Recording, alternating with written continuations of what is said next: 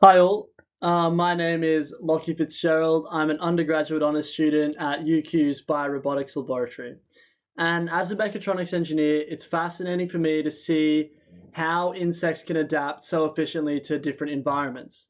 Specifically, part of my research this year revolved around analysing the adaptation of beetles to varying inclinations. So why do we want to study insect biomechanics? Well, many insects generally, but specifically beetles, exhibit incredibly robust locomotion.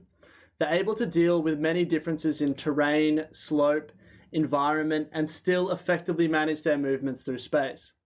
As a result of this, studying their biomechanics is incredibly useful to carry over and use in areas like robotics, whether that be bio-inspired or biohybrid robotics. An important thing to quickly note about hexapod walking is what's called the tripod gait, where the front and hind legs of one side move in unison with the contralateral middle leg. And in doing this, the insect always maintains three legs on the ground. We can see that in this GIF of this ant here, and this will be explored a little further in a second. So for this study, Xephobus morio, otherwise known as a darkling beetle, was used. A recording arena was built which could rotate 360 degrees and capture the insect's movement with a mounted camera. This footage was then fed through DeepLab Cut, which is an open source software that utilizes a deep neural network based on transfer learning to gather markerless pose estimation data. You can see an example of the outputs of one such trained network in this video down here. Frame rotations were then performed on all frames so that the insect's leg movements could be effectively studied independently of the rest of the insect's movement throughout the environment. So what did we see? Well, the first obvious and expected trend was a significant decrease in the average body velocity from 0 to 90 degrees. More interestingly, however, we see a significant increase in almost doubling in width of the insect's horizontal leg spread, which we can see as these blue and orange patches in these leg spread graphs down here. At 0 degrees, we see an almost perfect tripod gait, which is evident when we watch this video. So here we can see those two hind and front legs and that contralateral middle leg moving in unison. At 90 degrees, however, we see a straying from this tripod gait. We can see that evidently when we look at this binary locomotion data down here. So black is the swing phase of the insect and white is the stance. Here we see an almost perfect tripod gait at 0 degrees, and then down at 90 degrees, one thing that's glaringly obvious are these extended swing durations of the middle legs, left 2 and right 2, and the shortening of the hind leg swing phase, and in turn an extension of its stance phase. So this begins to show us the important role that Xephobus morio's hind legs play in its adaptation to incline walking.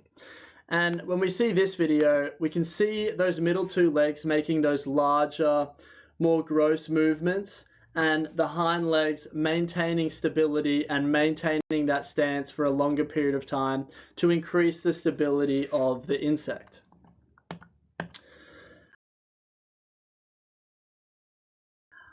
So quantifying this representative data that we just saw before, we see a 40% increase in the insect's gait cycle times from 0 to 90 degrees.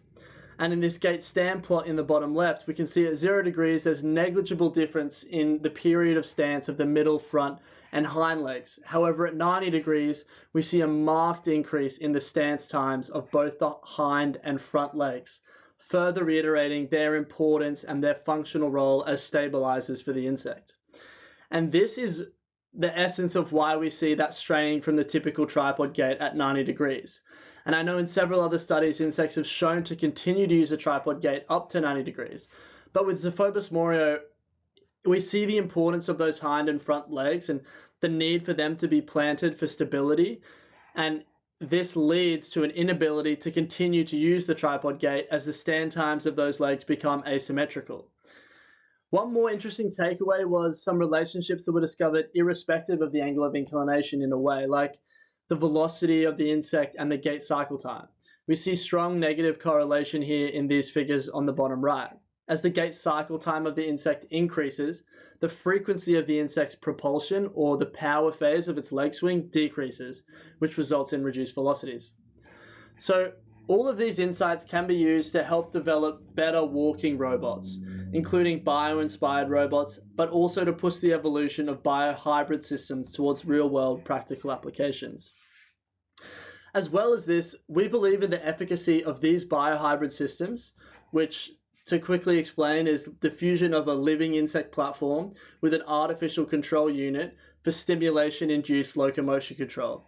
And we believe in these systems as tools to increase the efficiency of biological studies of insects. Being able to dictate what behaviors we want the insect to show and reproduce these favors time and time again with a high level of reliability will drastically increase the efficiency of biological research for insects.